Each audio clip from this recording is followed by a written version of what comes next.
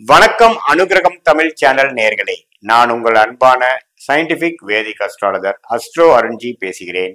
நல்லது நினைப்போம், நல்லதே நடக்கும். தொடர்ந்து நம்மளுடைய சேனல்ல வரக்கூடிய வீடியோஸ் எல்லாம் பார்த்துட்டு இருப்பீங்க நம்புறேன். அறிவியல் சார்ந்த முறையில எந்த விதத்திலும் மூடநம்பிக்கையில போகாமல், பரிகாரங்கள் அது மாதிரி விஷயங்கள்லாம் போகாமல், நம்மளுடைய கர்மா எப்படி செயல்பட போகிறது அப்படிங்கிறது துல்லியமாக மிகைப்படுத்தாமல் பார்த்து கொண்டிருக்கிறோம். அந்த வரிசையில பாத்தீங்கன்னா இந்த வீடியோல மீனராசிக்காரர்களுக்கு ஏப்ரல் 2025 அந்த மாதம் எத்தகைய ஒரு பலாபலன்கள் நிறைந்த ஒரு மாதமாக இருக்க போகுதுங்கிறது பார்க்க போறோம். அதுக்கு முன்னாடி நம்ம சேனல் ஃபர்ஸ்ட் டைம் வரவங்க மறக்காம சப்ஸ்கிரைப் பண்ணுங்க. ஸோ தட் தொடர்ந்து நம்மளுடைய வீடியோஸ் வந்து உங்களை அடையும். அது மூலமாக நீங்கள் பயன் பெறலாம். இப்ப பாத்தீங்கன்னா ஏப்ரல் 2025 மீனராசிக்காரர்களுக்கு எத்தகைய மாதமாக இருக்க போகுதுங்கிறது பார்க்கும் பொழுது, ராசி அதிபதியாகிய குருவே 3ஆம் இடத்தில் நீடித்து இருக்கிறார். ஆனா சனி வந்து ஜென்ம சனியாக வந்து ஏப்ரல் மாதம் பிறக்குது. ஸோ அப்படிங்கிறப்போ ஏப்ரல் மாதம் பிறக்கிறப்பவே மீனராசிக்காரர்கள் ஜென்மசனியில தான் வந்து என்ட்ரு ஆகிறாங்கிறது தெரிஞ்சுக்கணும். ஸோ ஜென்மசனினா என்ன பண்ணுவோம்னா, புதுசா ஒரு முயற்சிக்குள்ள போய் நாம கால் வைக்க போறோம், சில பிரச்சனைக்குள்ள போக போறோம், அல்லது சில வேலை புழு அதிகமா இருக்கக்கூடிய அமைப்பு, சில தொந்தரவுகள், அது மாதிரி விஷயங்கள்லாம் கொஞ்சம் நம்ம ஸ்டார்டிங் ஃபேஸ்ல நம்ம உள்ள போறோம். அதுக்கு வேணுங்கிற ஒரு ஆரம்ப அடிப்படை கொடுக்கக்கூடிய ஒரு மாதமாக ஏப்ரல் மாதம் 2025 மீனராசிக்காரர்களுக்கு இருக்க போகுது. அதாவது அடுத்த ஒரு 1-2 வருஷம் ஜென்மசனி காலகட்டத்தில் என்னென்ன விஷயங்கள் நீங்க ஃபேஸ் பண்ணி என்னென்ன சால்வ் பண்ண போறீங்க, எப்படி உங்க வாழ்க்கையை அடுத்த கட்ட நடவடிக்கை கொண்டு போக போறீங்க, அதுக்கு வேணுங்கிற ஒரு ஸ்டார்டிங் பாயிண்டாக ஒரு ஆரம்ப காலமாக ஏப்ரல் மாதம் செயல்பட போகுதுங்கிறது தெரிஞ்சுக்கணும். சில புதிய முயற்சி, ஒரு இடம் விட்டு ஒரு இடம் மாறி அந்த இடத்துல செட் ஆகிறதுக்கு கொஞ்சம் சிரமப்படுதல், திடீர்னு சில கடனுடன்கள்ல போய் மாற்றுறது, திடீர்னு வம்பு வழக்குல போகிறது, அதை எப்படி சரி பண்றதுங்கிறதுல யோசிக்கிறது, இது மாதிரி சில மன டென்ஷன் ஸ்ட்ரெஸ் கொடுக்கக்கூடிய அமைப்பு தான் ஜென்மசனி. அதே சமயத்துல ராகுவும் அப்படிதான் ஒரு மாசம் இருக்கிறாங்க. மே 19க்கு அப்புறம் தான் ராகு கேது பயிற்சி. அதுக்கப்புறம் ஓரளவுக்கு விடுவு காலம், ஓரளவுக்கு கிளாரிட்டி கிடைக்கக்கூடிய அமைப்புகள் இருக்கு. ஆனா இந்த ஒரு மாசம் பாத்தீங்கன்னா ராகுவும் அங்கேயே இருக்கிறனால, புதனும் பாத்தீங்கன்னா அங்கேயே இருக்கிறனால ஒரு மாதிரியான ஒரு மனக்குழப்பங்கள், குடும்பத்துல ஒரு மாதிரி நிம்மதி இல்லாத ஒரு விஷயங்கள்லாம் கொஞ்சம் கொடுக்க வாய்ப்பு இருக்கு. ஸோ அதனால கொஞ்சம் கேர்ஃபுல்லா நீங்க எல்லாத்தையுமே கையாளணும். பெண்கள் விஷயத்துல கேர்ஃபுல்லா இருக்கணும். ஏன்னா சுக்கிரன் ராகு சனியால் சம்மதப்படுது. ஸோ மாணவர்கள்லாம் கொஞ்சம் கிளாரிட்டியோட இருக்கணும். கொஞ்சம் கான்சென்ட்ரேஷன் இஷ்யூஸ்லாம் வரக்கூடிய அமைப்புகள் இருக்கு. கொஞ்சம் உத்வேகமாக ஒரு கால வரைமுறை பிரகாரம் நீங்க படிச்சீங்கன்னா தான் நல்லா பண்ண முடியும். இல்லைன்னா எண்ண ஓட்டத்துல போய் நம்ம வந்து படிப்படியா நம்ம வந்து அப்படியே கொஞ்சம் டிஸ்ட்ராக்ட் ஆகக்கூடிய அமைப்புகள் உண்டு.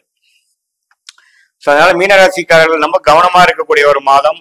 கேர்ஃபுல்லாக எடுத்து என்ன செய்ய போகிறோங்கிறது சிந்திச்சு செயல்படக்கூடிய அமைப்புகள்.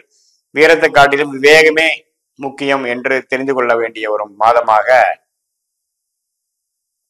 மீனராசிக்காரர்களுக்கு ஏப்ரல் 2025 இருக்குங்க. அதே சமயத்துல ஏப்ரல் 13ஆம் தேதிக்கு அப்புறம் செகண்ட் ஹாஃப் பார்த்தீங்கன்னா சூரியன் உச்சம் பெறுவது தவறு இல்லை. அரச லாபம், அரசு மூலமா சில பெனிஃபிட்ஸ், ஹையர் அஃபீஷியல்ஸ் மூலமா சில விஷயங்கள் கிடைக்கக்கூடிய அமைப்புகள்லாம் இருக்கு. பட் இருந்தாலும் அந்த வம்பு வழக்குகள் அது மாதிரி விஷயத்துல கொஞ்சம் கேர்ஃபுல்லா இருக்கணும். பிசினஸ் பீப்புள் நீங்க கொடுக்கக்கூடிய டாக்குமெண்ட்ஸு, டாக்ஸு அது மாதிரி விஷயத்தெல்லாம் கேர்ஃபுல்லா இருங்க. கணக்கு வழக்கெல்லாம் நீங்க இது மாதிரி சரியில்லாமல் இருந்ததுன்னா கொஞ்சம் கரெக்ட் பண்ணிக்கக்கூடிய அமைப்பு நல்லது. அதே சமயத்துல செவ்வாய் 4ஆம் இடத்துல, இந்த செவ்வாய் ஏப்ரல் 3 பார்த்தீங்கன்னா 5ஆம் இடத்துக்கு வரார். அது வந்து குழந்தைகள் விஷயத்துல கொஞ்சம் கவனம் கொடுக்கக்கூடிய அமைப்பு, கொஞ்சம் மெனக்கெடுதல் அதெல்லாம் கொடுக்கும். ஸோ எல்லாமே பார்த்தீங்கன்னா இதுவரை நீங்க வந்து போஸ்ட்போன் பண்ணிட்டு சில விஷயத்தை வந்து நீங்க தள்ளி வைத்து கொண்டிருந்த சில பிரச்சனைகளை வந்து சந்திக்கக்கூடிய, இதுக்கு மேல வந்து நம்ம வந்து தள்ளி வைக்க முடியாதுங்கிற மாதிரி ஒரு காலகட்டத்துக்குள்ள நம்ம போறோம்.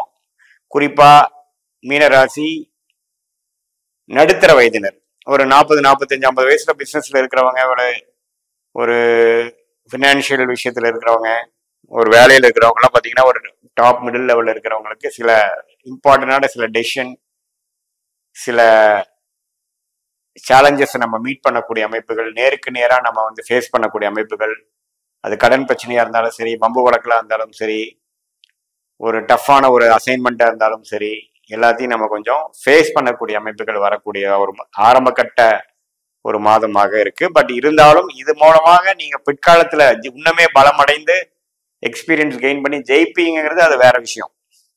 பட் அது நடக்கிறப்ப கொஞ்சம் ஸ்ட்ரெஸ்ஃபுல்லாகவும் சேலஞ்சு தான் இருக்குங்கிறது நீ தெரிஞ்சுக்கணும். ஸோ எதுவுமே அவசரமா நீங்க செயல்படக்கூடாது, சிந்திச்சு செயல்படணும், டென்ஷன் ஆகக்கூடாது. ஏன்னா இந்த சனி வந்து ராகுவோட சேர்ந்து லக்னத்து அதாவது ராசியிலேயே சம்மந்தப்படும் பொழுது மனசு வந்து கொஞ்சம் டென்ஷன் ஆகும், கோவப்படும்.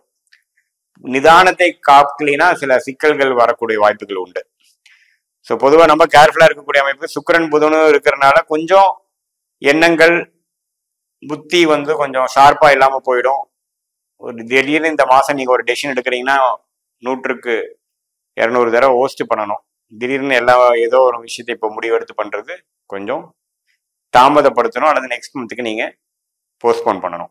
அது மாதிரி அமைப்பு தான் வந்து மீனராசிக்காரர்களுக்கு 2025 ஏப்ரல் மாதம் இருக்குது.